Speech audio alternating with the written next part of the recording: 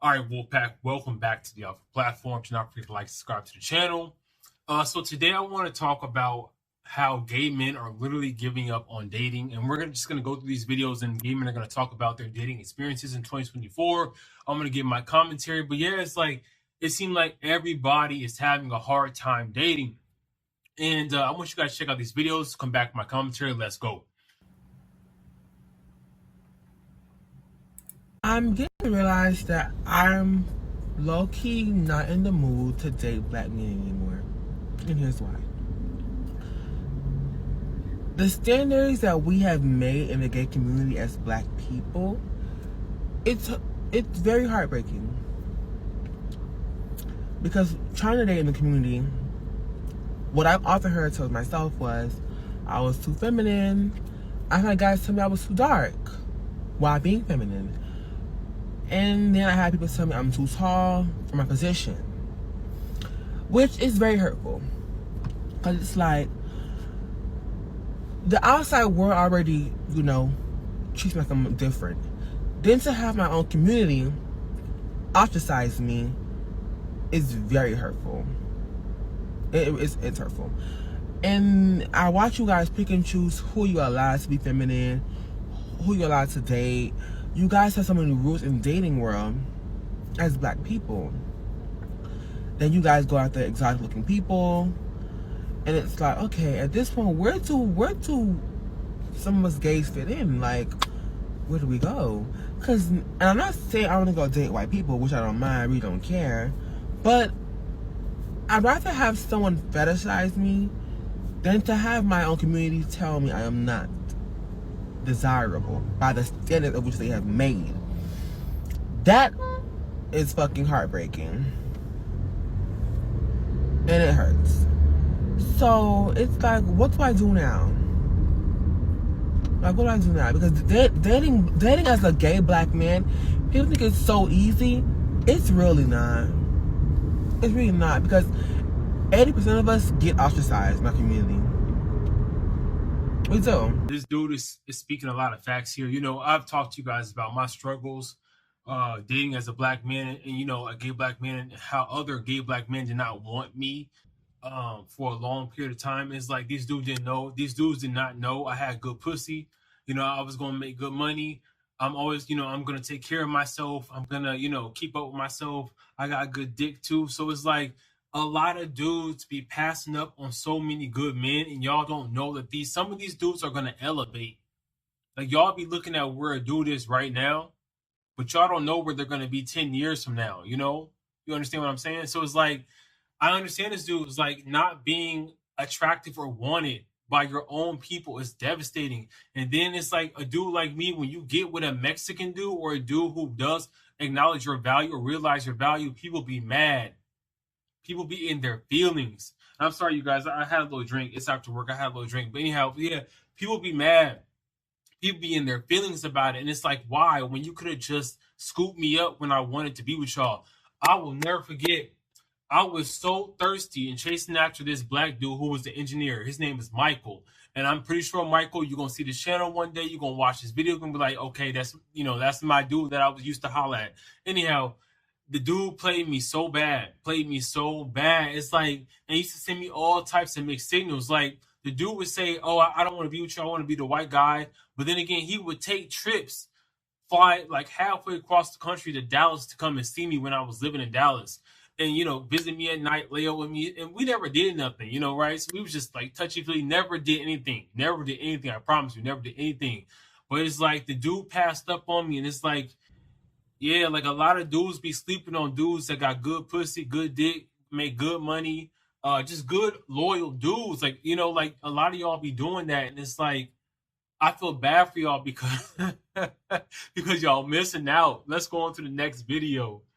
See is the fact that sometimes you will not attract your own ethnicity or your own race. The amount of times that I've been on Tinder and I have not matched with people of my own race, of like with other black men, is fucking insane. I've matched with way more Latinos, which I'm not fussing about because like I'm half. Way more people that were white. Way more people that were of Asian descent than I have with other black people. Given that I live in Austin, makes sense, right? Because like if you go somewhere else like Houston, Dallas, Atlanta, oh yeah, You'll attract black people. You'll attract, but it's so funny because if you live in an area that's like Austin, oh child, you will probably will not get, if especially if you're darker, half the time you will not be attracting your own people. And I'm not gonna say that that's the case for everybody, because like I'm light skinned and people immediately think that I do not like my own people, which is really frustrating in itself. But at the end of the day, if you're like a POC dating in the gay community, there will be times where you're like, wow, how come I'm not attracting my own people, but I attract everyone else? And at the time, the issue is not you, but it's people that deal with self-hate and self-rejection, especially like in this community, because like POCs, obviously we're not treated like, you know, white people in the community. So if you're facing this shit and you're confused as to why you're not attracting people of like your own race or ethnicity, it's because of the self-hate and the self-rejection and all that. And we like to project what we don't want to be. So like we want to have men in our lives that look nothing like us oftentimes, and our skin color has a part in that. Wow, that's really deep. I never thought about it that way, but it's like for a dude like him, I don't see him having issues dating or finding a black dude that that wants to be with him. Maybe it's just where the area he lives in Austin, Texas, not a lot of black people. I know that 'cause I used to live in Austin back in the day. But yeah, it's like for dudes out there, my wolf pack out there, this is what I want to say. You gotta go where you're appreciated. Stop looking at what you want and start looking at who wants you. So if you're a black dude out there and you got a Latino dude chasing you, you got a white dude chasing you, you got an Asian dude chasing you, why not give him a shot? You know, true love is so rare. And if you find true love from a man, man, you're lucky. You're lucky in this lifetime. So it's like, why not give these dudes a shot? Why insist on only having black love? Like, I don't understand why y'all feel that way. It don't make sense to me. I don't follow that rubric. I just wanted a man to love me for me, and I got it. That's what I wanted and I got it. So it's like, why have all these criteria and then complain when we can't find a man? Next video, bro.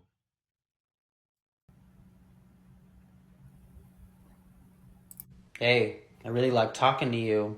Want to hang out Thursday or Friday? Yeah, that sounds great. Let's do Thursday. Following Thursday. So, did you have a time or a place? Tomorrow. Hey, sorry, got busy yesterday and you just didn't look that interested. Well, you asked me.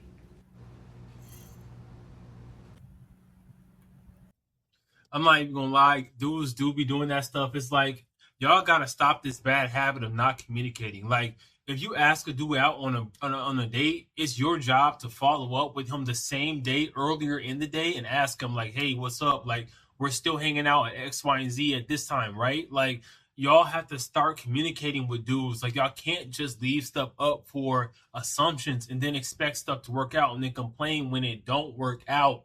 Like I'm tired of dudes like using this as excuse of like not communicating, not wanting to share their feelings, not wanting to ask a dude out on a date, not wanting to put themselves out there. Like it gets old after a while, bro. Like we gotta grow up. We have to do something different. Next video. Feel like a lot of us as gay men mistake manipulation, possession, and whatnot as like endearment and love, when it's none of that. And it fucking sucks because a lot of us in the gay community wind up in abusive relationships because we have no idea how to receive the correct love and even how to even give it. But you'll see a lot of men living with their boyfriends, suffering through physical, verbal, and mental abuse, you fucking name it, living through all of that, calling the cops on their boyfriends, breaking up, and getting back with it. Like, I've seen that multiple times happen. Because growing up with a lot of us, we've never felt wanted, even by our own parents. We never felt like someone was proud of us. We never felt, and when you wind up with someone else, like a spouse, that is exactly like that, they will tend to do anything in their power to ruin your day. A lot of us think that a controlling man is someone that knows what he wants. No, a lot of the time they're weak, so they need to control other people to feel good about themselves. Damn, I don't know what happened to my video. Excuse me, guys. I don't know what happened to my video. Just give me a second.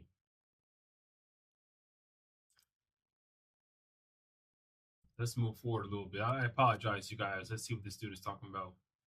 Don't know what's happening. Anyhow, the video is freezing, doesn't want to play, but we get the gist of what he's saying. Like he's saying dudes are controlling, like they're manipulative, and you have to call the police on them because they're abusive.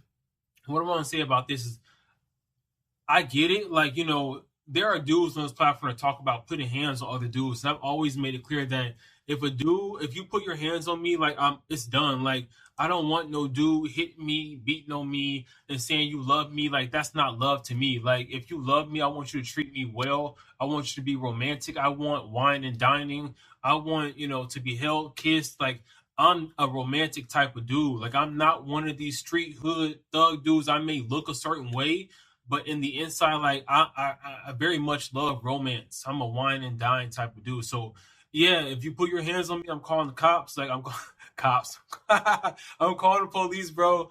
I'm not entertaining this whole fighting, going back and forth stuff. I'm not doing that drama. You know, I'm not with it. I'm a lover, not a fighter. So I understand it. Like some dudes are just hella toxic, and you gotta avoid them at all costs. Next video. To anybody that dating sucks.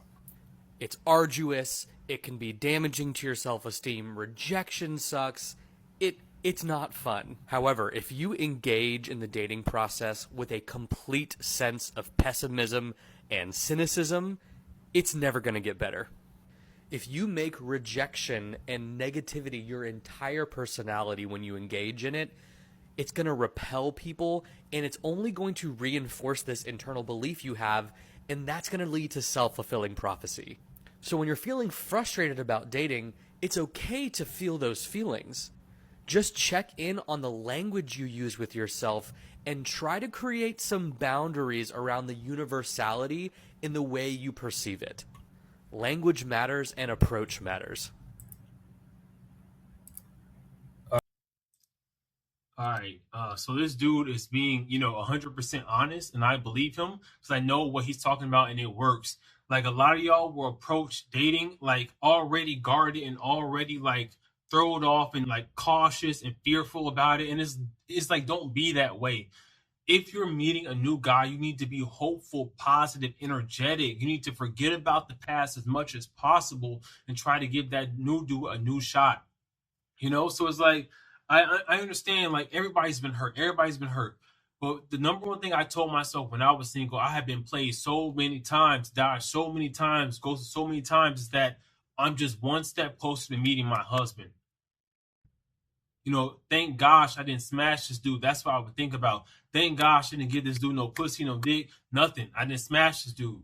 Because if I had, I would have felt bad about being used and thrown away. But since these dudes couldn't get a lick off me, they couldn't take advantage of me, I didn't feel bad. Like it was like cutting them off or losing them was like I didn't really lose much, because I didn't give them too much, So don't give these dudes too much. Take your time getting to know them and be positive. Be positive about your dating experience. Be positive about your future in terms of your romantic relationships. Wow, I don't even really know where to start on this one, so I'll try my best. Does anyone relate to the feeling of dating in the gay world feels like you live in a city in Oklahoma, population 50, where everyone knows everyone and you have very minimal options, and your friends have dated the same person that you're talking to, or when you look them up on Instagram, they're following the same 8 people of the last 8 people you went on dates with. The gay community is so connected, and everyone has dated everyone already. I just want one dude who just wants to live a life together and have kids and be married. And then the problem is, then the ones that don't know everyone are the ones in the closet. And I've been there and done that. And they don't have the emotional capacity to date because they're not even their true self. But yet they live a life that is most like mine, which is just a normal life that doesn't live a life based on their sexuality. Like, I never think about my sexuality until I want to date somebody. I don't know. A lot of people are like, you just need to find your tribe. You need to keep, y'all, I've been out for 18 years. 18. I know all of how the gay world works. I've tried to find my person for a long time, and it's just brutal. For those of you who are like, oh, I don't feel bad for you as like a white masculine dude, people always want that type. I don't care if people want me. I need to want you. And then if I like you, you also need to like me. That's a tricky concept, huh? The best way I can explain it to others that are not in the gay world is, imagine you're on a date and you find out that the guy that you were dating, ladies, you're the 13th person in your friend group that he has slept with or has gone on a date with. Would you be like, yeah, I'm next. I'm the 13th one. Like, I get you got to date, and I get you got to date around initially. All right, so we get the gist of what you're saying. So I've been telling you all this for longest. Like, be a VIP type of dude. Don't be a pass around type of dude. Don't have a reputation out here in these streets for messing with all types of people. I pride myself, to this day, I still pride myself on no dude has been able to come up to my husband and say, oh, I used to smash your husband. I used to smash your dude, bro. No dude has been able to say that. And I pride myself on that because I know that sticks out in a man's mind. Like, it's a pride. It's a sense of joy and pride to have a dude on your arms that nobody has smashed. He looks good. He makes good money. He's a good dude. He's loyal. But these other dudes out here in these streets, they haven't smashed him. And I keep telling y'all time and time again, y'all be like, oh, you sex negative, you hating, all this other stuff. It's like, no, I'm trying to put y'all up on game. Like, y'all be taking everything from me but notes. Take some notes. Do not be smashing on these dudes. If they're not committed to you, try your best to avoid them. If you want to smash them, try to get some sort of commitment out of them so you can get something out of the transaction, so you can at least say, if it don't work out, I only smash boyfriends. I only smash people in long-term relationships. That's what you want to be able to say as a gay man. All right, y'all. Last video. Relationship or like never having a romantic partnership, but as of recently, it's not hitting the same. And let me explain why. So for the gays, there's probably like 3 main ways that we meet each other. It's through dating apps, bars and clubs, and social media. And all 3 of these things tie into the same thing. Really think about it. When you go on a dating app, like let's use Tinder for example, somebody's primarily swiping on you solely based off your physical characteristics. Like, they see your description, but they don't see you. Like, they don't know you. And my thing is too, like, even with Tinder too, like, nobody's reading your fucking bio. Like, most of these people don't read the bio. Unless you checked off all these preferences on their physical checklist, they're not taking time to read the bio, baby. It was an instant no. And let's be clear, I'm not saying it's impossible to find a good, genuine, and authentic relationship that way. What I am saying is, it literally initially fosters the environment for you to automatically be seen more than you're being heard. And it be based off of that from the jump. And oftentimes when you see a lot of these gay relationships, it literally is based off of that. It's literally based off of them seeing each other, but you can clearly tell no one's being heard. And that's why these relationships continuously fall apart, and people feel and are seen as so disposable by their partners, because that's all it was based off of to begin with. When someone's choosing you or not choosing you based off of how light or dark your skin is, how in or out of shape you are, how big or small your butt is, how wealthy you look, or how much money it looks like you make based off the clothes you're wearing, it's not sustainable at all. And that's really what these apps automatically basically foster the environment for. And that projects out when we see each other in the real world too. It's the same shit. Okay, you guys, so I'm going to stop the video there, pause the video right there. I agree with this dude, and that's why you have to know how to play the game with online dating. I met my husband on Scruff, and the thing that worked out for us was immediately we just went to meeting up in person. Like, we text a little bit, but we like scheduled dates immediately to meet up in person, to like beat out the algorithm, to try to be different. And that's what y'all have to do. And stop, like, texting with these dudes day and night every single day for 2 weeks straight. No. Text a little bit, plan a date, and that's when you get to know somebody, is during the date in person. But yeah, that's all I got for today. It's really sad out here what's going on. You know, I'm so sad to see a lot of dudes are giving up on dating because you really shouldn't. There's a lot of men out here that are single that want to be with you, but y'all just don't be seeing it. And I think it's like everybody has to do their internal work and they have to be optimistic about dating and they have to really start looking at men not for what's on the outside, but for what's on the inside. Because at the end of the day, like I always tell y'all, looks are going to change, bro. Like looks are going to change. The baddest dude in his 20s is not going to be so bad in his 30s. The dude that's a lame in his 20s is going to be a baddie in his 30s. Like that's just how life works. There's ups and downs, peaks and valleys. So, just hang in there. Always stay optimistic because my story is a testimony. That's why I come on here and share my story, and I encourage y'all to get into long-term relationships and marriages. Anyhow, Wolfpack, Wolf is back. Wolfpack, take care. Peace.